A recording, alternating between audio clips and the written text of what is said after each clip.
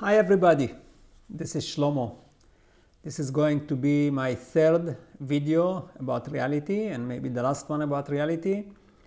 After that we'll go into some higher topics which in my opinion are much more important, and this is how things happen and why. So I'm in Tel Aviv, it's Friday night. There's cars running outside here with the Shabbat music, and I'm going to be back in Vancouver tomorrow. Looking forward to do my second Vipassana in 15 years. All right.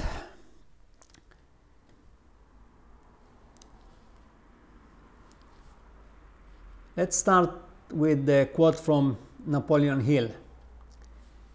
Whatever the mind can conceive and believe, the mind can achieve. So that's really the key to everything that we are saying here in this series of videos, because at the end of the day you can achieve anything you want. You just need to know how and have the right personality, and if you don't, hopefully this will help you to get there. Now, what's the difference between you and Elon Musk, the founder of SpaceX and Tesla and some other solar city? Think about it. He's just a human. The difference is that he is thinking big and he believes that he can actually execute big things. And on top of it, he takes the action. So that's really the difference. Other than that, education-wise or anything else, there are no differences. We are all more or less the same these days. It's a cookie cutter university. I've been asked many times, what creates the general reality rather than our personal, unique reality? And in my opinion, the answer is, it's a democracy. And you know, in a democracy, typically, not everybody votes. And in the reality democracy, only maybe 1% actually vote. And that 1% creates the reality for all of us. If you look at Hitler or Churchill, or closer to our time, Steve Jobs, for example, Steve Jobs changed the reality for everybody in the world in a big way, very profound way. Is it for the better? I don't know. I probably wouldn't be able to sit here and do this video if it wasn't for the smartphone and other tools that he invented, that he came up with. So this is the answer. This 99% of us actually just live in a reality that the 1% created. And there is absolutely nothing that stops you, or me for that matter, to be part of that 1%. Now, there is a question, chicken and an egg question. Who leads? Do we lead, or does reality lead? And the answer is that we lead. But once in a while, reality will throw a curve at us. So everything goes smoothly and you figured out how to create the proper perfect reality and everybody is great and it's fantastic. And then all of a sudden something really insane happens in your life. The reason for that is that reality needs to keep evolution going. Call it God maybe. Evolution has to continue because this is what this whole universe is all about.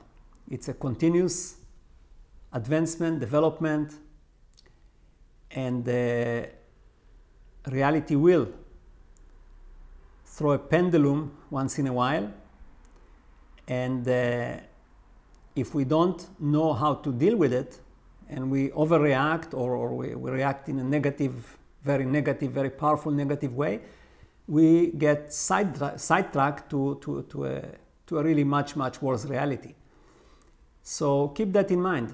If everything goes smoothly, don't think continuously that this is too good and oh, something must happen, etc., because this is how you will find yourself in the wrong reality. Now, I wanted to bring a concept here which is very hard to comprehend, because we were taught, and I think it's always been that way, that there are different sections to reality.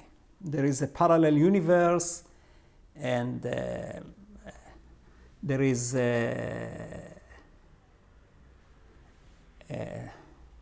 you know, when we meditate, we achieve, we connect to some. There is nothing like that. Everything resides in one place. Earthy and heavenly, or physical and spiritual, mundane and magic, they are all in the same place. And that's in you. In me, for everybody, it's their own unique.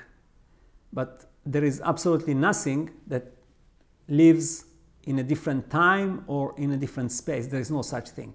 Everything is in the same place. And if you can comprehend that and believe in it, it's very, very empowering, because then there is nothing out of your reach, right? You can achieve everything you want.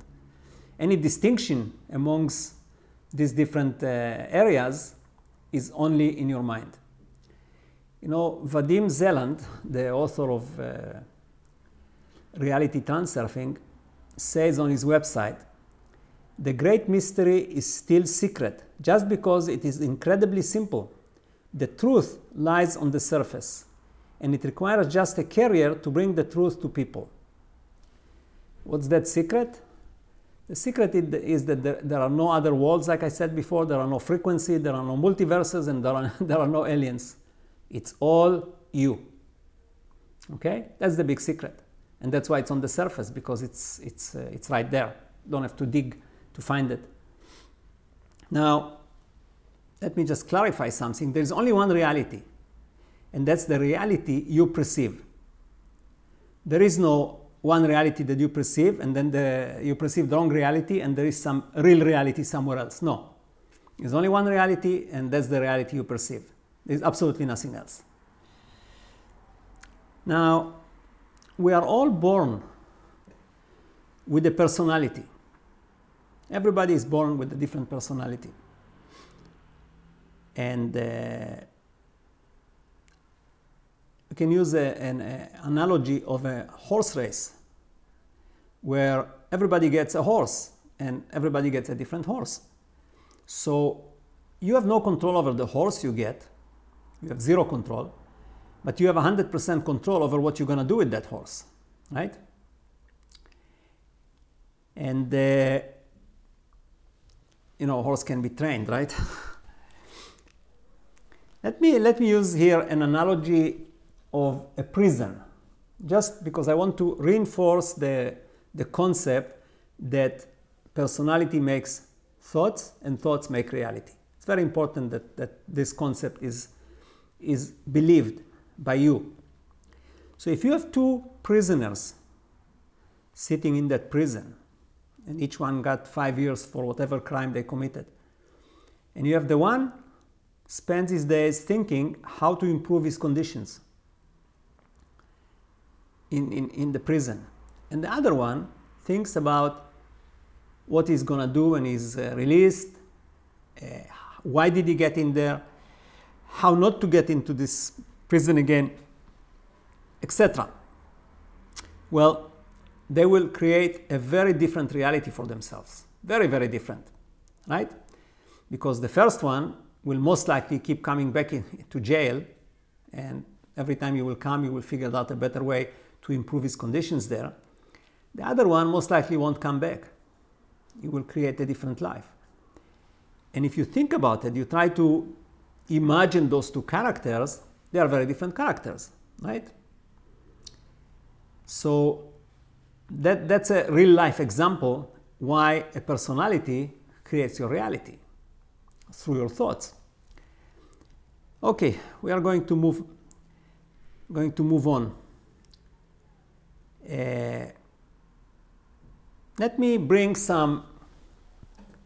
I'll bring 4 different ways of changing your reality in a strategic way. It means that over time, not like right now. And the first one, I would say, if you move to a different country with a different culture, different language, the more different, the bigger the change. Keep in mind also that moving to a different country gives you control of what kind of a change you want.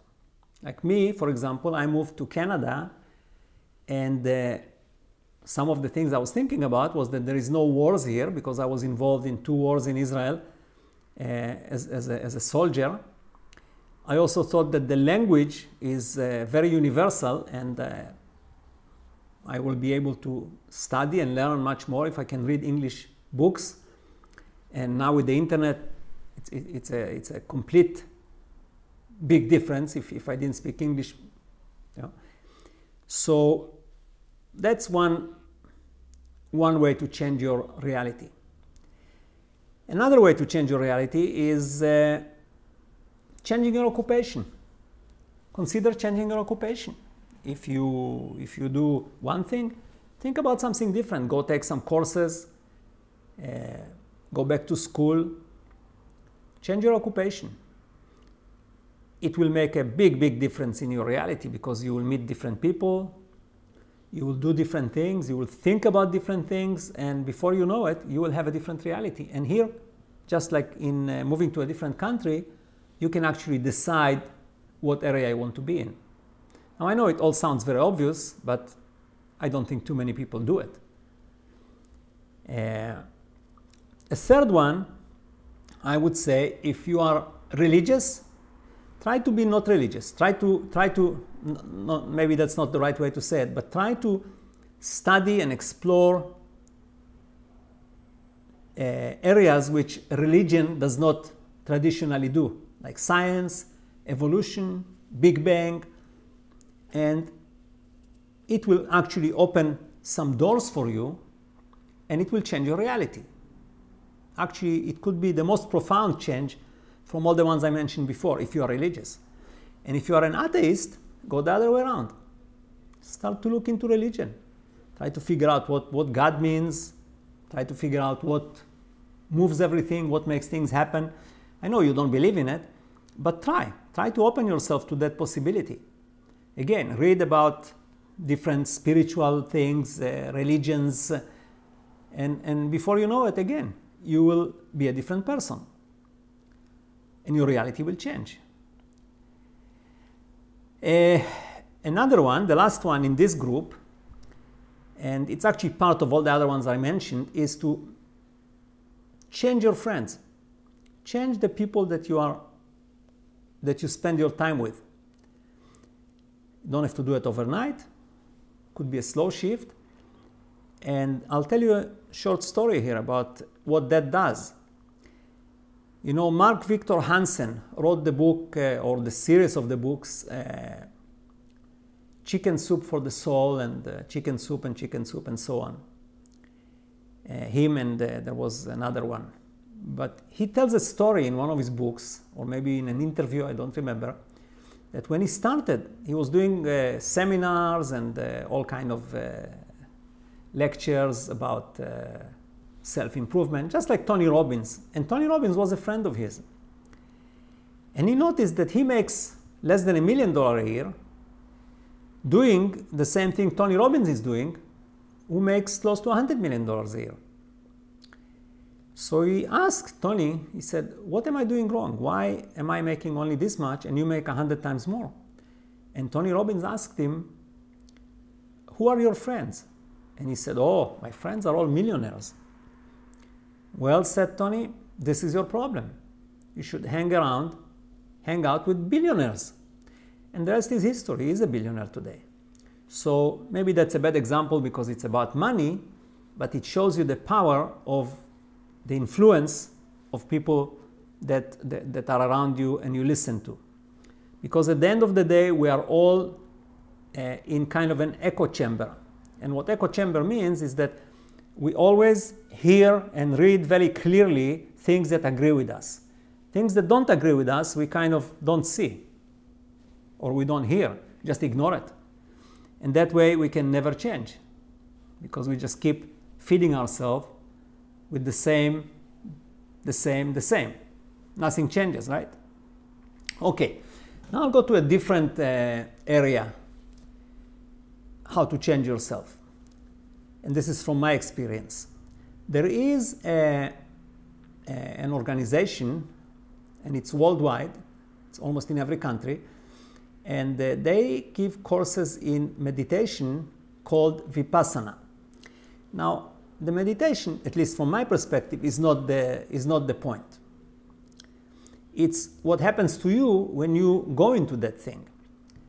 Typically, it's a 10-day meditation course, but in those 10 days, you're not allowed to have anything with you except your socks and your toothbrush. You are totally cut off the real world. Usually the retreats are out of town. You are not allowed to talk to anybody or look or make eye contact with anybody those 10 days. And you know what? After 2 or 3 days, if you can survive that, because I would say around 20-25% disappear quietly on the second day. But if you can make it, then after the 3rd day, you start to become a different person. Your thoughts change completely because everything that bothered you or was urgent in your life, because you're always with the phone and oh, there is news here, there is this, there is that, that doesn't exist anymore. So your mind eventually starts to think about totally different concepts, totally different ideas. And from my own experience, I went there for 15 years ago. What I'm doing today, after being a 100% businessman, is a result of those 10 days, because all of a sudden I started to look at my life from a totally different angle. I couldn't have done it without that environment. So that's Vipassana. And I'm going to my second one in 5 days, because tomorrow I'm flying back to Vancouver. So another one, which I did not experience personally, but from observing friends of mine who went through it, it's extremely powerful. It's called ayahuasca. And I'm sure that many of you heard about it. It's some kind of a juice derived from a cactus in South America. It's very popular, I guess, in South America, Peru. And there's shamans that do that. And I know that some of them come to Canada every year and they run a session. It takes 2 or 3 days. So it's a very quick one.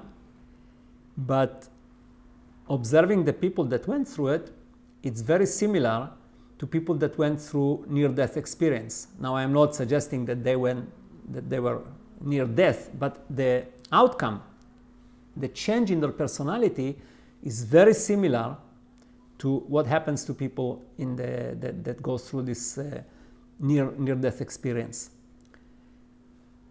Again, it's not for everybody, and it probably takes lots of guts to do it. I didn't have that, so I haven't done it yet. But I'm just suggesting tools, what you can do to change your reality, because it isn't easy to change reality. All right, and here is a big one. Name change. I want to read something to you. Your original name at birth reflects who you are. Your talents, strengths, weaknesses, unique character traits, and so forth. Your original name at birth cannot be changed. Your birth has passed and you have been named. However, your current name, the way you introduce yourself, can be changed. And the result of a name change can be dramatic. The way you introduce yourself shows how you feel about yourself. Your self-confidence, your self-image, your perspective of your own potential and shortcomings. But there is more. Every time you introduce yourself or even think of yourself, you confirm an image, a range of qualities. You influence your own world, your immediate environment, and the people around you. This influence can be positive or detrimental to the quality of your life and your ability to tap into your true potential. Most people are comfortable with their names, and rightly so. But, of course, there are exceptions. And people change. In most cases, the changes are reflected in the original name at birth and in harmony with the individual's personal evolution. Even so, it is not uncommon for a person to reach a stage in life where a certain discomfort is connected with the everyday name. A recognition of this discordance, a deep inner feeling that the name is no longer in harmony with the flow of life. At that point, a name change may be in order. Now, I know from the Jewish tradition and in the Jewish faith, the rabbis will change or suggest changing a name when a person runs into kind of a loop of bad luck or any bad situation that doesn't seem to be able to get out of it. They will suggest a name change, and again, from what I've seen, it works. It works, and again, you have to choose the right name, obviously. But it does work. Just imagine that all of a sudden somebody calls you a different name continuously. Has to make a change. Okay, now let's talk about tactical ways of changing your reality, because that was all strategic, long-term, slow. There are some quicker ways. And again, I'll give you some examples from my personal life. So the most powerful one I find is positioning. What it means, you position yourself in the physical or the mental, but mostly the physical place where you want your reality to be created. If you stand inside your house and you look outside when it's raining, you will not get wet unless you go outside. So that's a simple way to describe positioning. You want to get wet? Go outside. Otherwise, you can read all about rain and you can do anything you want. You won't get wet. My own experience, I'll give you a big one. 40-some years ago, I decided to leave Israel and go find my life somewhere else. And I decided that I want to move to North America, specifically Canada. I found out that I cannot do it in the ordinary way, going and applying for immigration, because I didn't qualify. Canada has a point system, and I didn't have the proper education. I didn't speak English. I could not get the right number of points. And in the US, it was a gamble, like you have to pay lawyers and so on. So I decided to fly to Canada, just like that. I sold my business. I had a small business, and I liquidated everything. I bought a ticket to Montreal, got some money in my pocket for maybe a week or 10 days of living in a hotel, and I went to Montreal. I arrived there Wednesday night, and the rest is history. I didn't know anybody in Montreal, but look, I'm a Canadian citizen. I built my life in Canada, and it's all because of the positioning. There are sub-positionings as well, right? Once I arrived there, I looked in the newspaper, I looked for a job, and I positioned myself in a lower frames until things happened. The universe just made it happen. So positioning is a very big one. Now, since we are talking about tactical issues and quick changes, I want to mention another one, and you can expand on these things, because I'm just giving you examples, but there is many ways you can do it. And I watched on TED once, not a long time ago. I think it was a lady talking about this 5-second rule, 5 seconds rule. And what she said, and I found it very, very powerful, as simple as it sounds, is that when you make a decision to do something that you don't like, you got 5 seconds to do it. If you don't do it in 5 seconds, your mind will convince you, will give you enough excuses not to do it. I'll give you an example. Let's say you set your alarm clock for 5 o'clock in the morning. I have to set it up for 3 or 2:30 for tonight for my flight in the morning, right? And the alarm goes off. Now you got 5 seconds to get out of bed. If you don't, in my case, I probably will get out of bed anyway because I'll miss my flight. But generally, if you don't get out in 5 seconds, most likely that you will press the pause or you will switch off the alarm. Because after 5 seconds, your mind just finds excuses and the opportunity is gone. Same if you wanted to jump into a cold pool. If you don't do it in 5 seconds, you will not do it. So,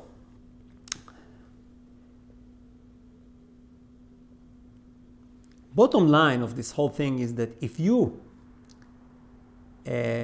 send into the collective conscious the right package, you will get the right you will get the right reality. And it doesn't matter how crazy or how non-logical or how wrong that reality is, you will get it. If you know how to apply for it, how to send the proper request, you will always get it. And I can give you an example. Like if you look at Donald Trump, he has done everything wrong from a PR perspective or common sense perspective or any perspective you look, any conventional perspective you look at his campaign, it was wrong. But the request that he sent out there was perfect. His heart and his mind, he believed 100% that he can do it, that he can be the president. He felt comfortable and he had no doubts. Now, that's not necessarily a positive thing, but once he did that, reality delivered. And if you look at it, it delivered in really strange ways, because all of a sudden things that he did that were considered wrong became right. So reality can change anything. So keep that in mind. Another point I want to touch on, just to summarize this, is that many books and many quotes tell you that you should live in the moment. You should live the present. And I say, no, live in the future. If you want to create your own reality, you have to live in the future. You cannot live in the present. If you live in the present, you actually live in the past, because there is no present. Anything that's in the present is already past, because it's already executed. And anything that's executed is past, right? Because what you do in life, you take the future and you move it to the past. There is nothing in between. So if you live in the future, you always think and plan and create a reality for yourself. And then when that reality passes through from the future to the past, this is where you enjoy it. So don't live in the moment. Because that's my that's my take on this topic. Wanted to just say 2 more things. Is that the website called switchyourreality.com is active now, and you can leave your pictures there with your email, and I will write a nice story about you, to you, and maybe suggest some ways for you to change your reality. Just make sure that you give me a current picture and a real picture, natural, not some fancy photographer's work with all kind of to make you nice. It has to be natural. And I do it as gratitude for you watching these videos. And then the future here of these videos, I will be, like I said at the beginning, I'll be dealing mostly with why things happen and how does everything work at the highest level. So thank you for watching, and see you back in Vancouver. Bye.